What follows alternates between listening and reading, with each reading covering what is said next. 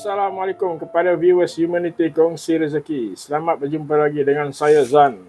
Semoga hari ini kita semua diberikan kesihatan dan dipermudahkan segala urusan kita. Hari itu yang pernah kami tayangkan video cuplikan, iaitu salah satunya adalah kisah seorang anak istimewa di daerah Barelang di Pulau Batam, di sebuah kawasan terpencil di perkampungan Teluk Air.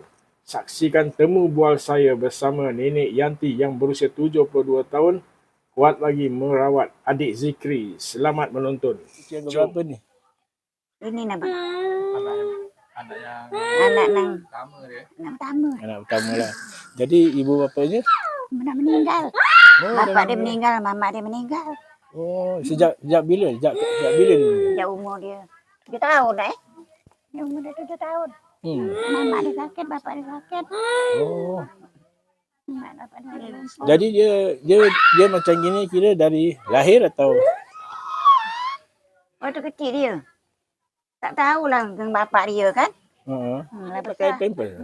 Pakai. Pakai juga pampers lah. Oh. Kadang kencing. Tapi dia. makan kuat.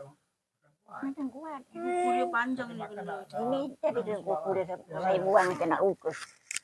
Mata tak nampak. Jadi Zikri tu adik-beradik ke? Dia sendiri ya? Oh. Ya. Dia nak bangun, nampak dia nak bangun. Berarti kuat leher dia. Dia rasa kuat Bisa nak lagi. pinggang ni tak bisa nak. Bantu dia. Tengokkan dulu. Tengokkan ni. Ha. Oh, dia boleh dia gini. Oh. Oh, ini dah tak bisa lurus lagi bang. Tak bisa. Oh. Nyala ni. Oh, dia begini ya.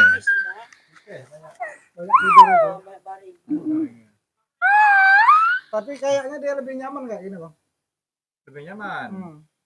Punya kita yang kita yang iya betul. Kegiatan kita kan. Gitu punya pengasuh dia ni. Mama saya umur dah lewat Yalah, kan. yalah. Jadi nak buat seperti ini. Tapi mak termasuk masih kuat lah kan? Mak lah yang ini kan. Tapi dia masih pergi berubat ke apa? Masih ya? Tak lah. Perubahan, tengok keadaan tak ada perubahan. Badan dia Doktor pun sanggup juga lah. Dokter.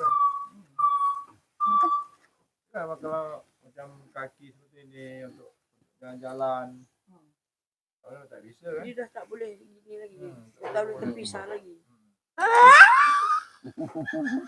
suka dia. Yang ini yang berlipat betul. Ini tak bisa nak. Kalau pakai baju pun serba salah. Ya baju harus longgar nih. Baju nak baju belah gini ya. Ya. Pada saudara kita ini dari Singapura, Dari Humanity Kongsi Rezeki.